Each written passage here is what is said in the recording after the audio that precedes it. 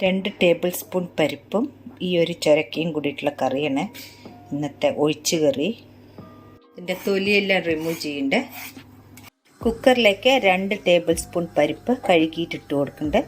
ഇതൊരു 2 പ്രഷർ വയ്ക്കാം. 2 പ്രഷർ കഴിഞ്ഞു പരിപ്പ് ഓഫാക്കിയതാണ്. ഇനി ഇതിലേക്ക് ഈ മുറിച്ച് വെച്ച കഷ്ണം ഇട്ട് കൊടുക്കാം.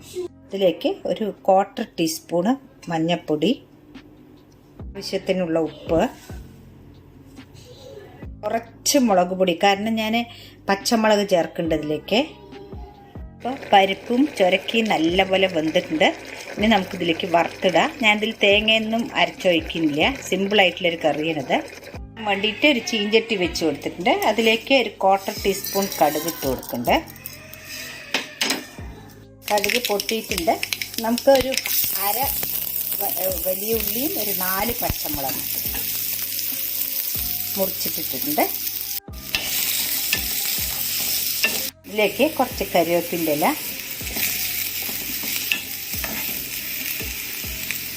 ഇനി ഇതിലേക്ക് ഒരു പകുതി തക്കാളി ചെറുതായി മുറിച്ചിട്ടുണ്ട്.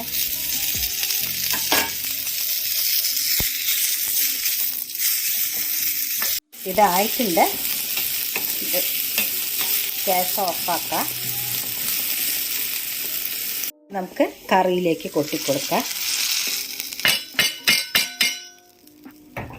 നമ്മുടെ ഈസി ആയിട്ടുള്ള പരിപ്പ് ചുരക്ക കറി റെഡി ആയിട്ടുണ്ട്.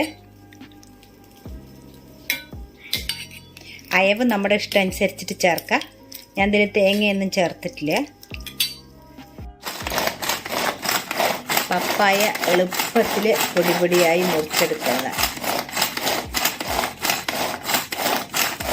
ഇത് കണ്ടില്ലേ, ഇതിനെ കൊണ്ടൊരു ഉപ്പേരിയാണെന്ന്. ഇപ്പോൾ പകുതി പപ്പായ ഇങ്ങനെ ആക്കി എടുത്തിട്ടുണ്ട്. ഇത് ചോറ് കുക്കറിലാണ് വെക്കണത്. ഒറ്റ പ്രഷർ മതി. ഇതിലിപ്പോൾ പകുതി ഉള്ളി എടുത്തിട്ടുണ്ട്. ഉള്ളി ഇങ്ങനെ പൊടിയായിട്ട് മുറിച്ച് വെച്ചിട്ടുണ്ട് ഇതിൽ ഉപ്പേരിക്ക്. ഇതിൽ ഒരു ടേബിൾ സ്പൂൺ വെളിച്ചെണ്ണ വെച്ചിട്ടുണ്ട്. ഒരു 1/2 ടീസ്പൂൺ കടുക്, 2 ചുവന്ന മുളക്, ഉപ്പിൻ്റെ ഇല, നമ്മൾ മുറിച്ച് വെച്ചിരിക്കുന്ന ഈ ഉള്ളി ഇട്ട് കൊടുക്കുക.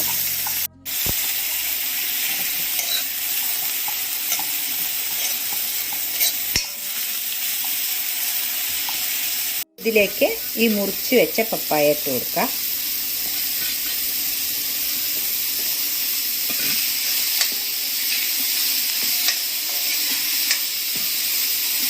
ഉപ്പിട്ട് കൊടുക്കുന്നുണ്ട്. എന്നിട്ട് നമുക്ക് ഒരു മൂടി എടുത്ത് അടച്ചു കൊടുക്കാം. കുറച്ച് തേങ്ങ ഇട്ട് കൊടുക്കുക. എന്നിട്ട് നമുക്ക് അടച്ച് വെക്കാം. നല്ല വേവട്ടെ. പൊടി തേങ്ങയുടെ ഒപ്പം ഇട്ട് കൊടുക്കുക.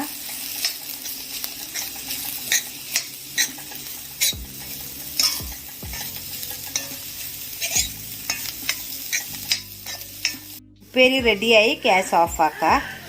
ചോറ് ഒരു പ്രഷർ കഴിഞ്ഞ ശേഷം എന്താ വാർത്ത് വെച്ചിട്ടുണ്ട്. ചോറ് വാർത്തതാണിത്.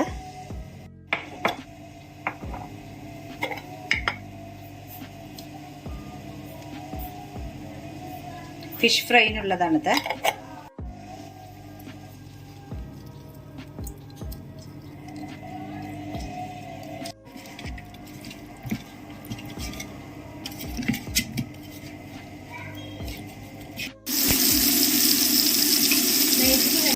ഫ്രൈയും റെഡി ആയി കഴിഞ്ഞു. ചോറ്,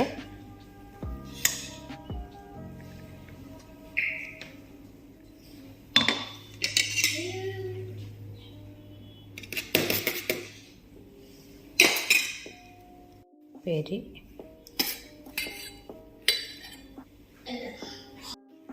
കറി, ഫിഷ് ഫ്രൈ, അച്ചാർ.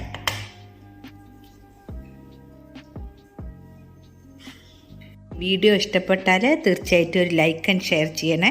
സബ്സ്ക്രൈബ് ചെയ്യാത്തവർ സബ്സ്ക്രൈബ് ചെയ്യണം. Thank you.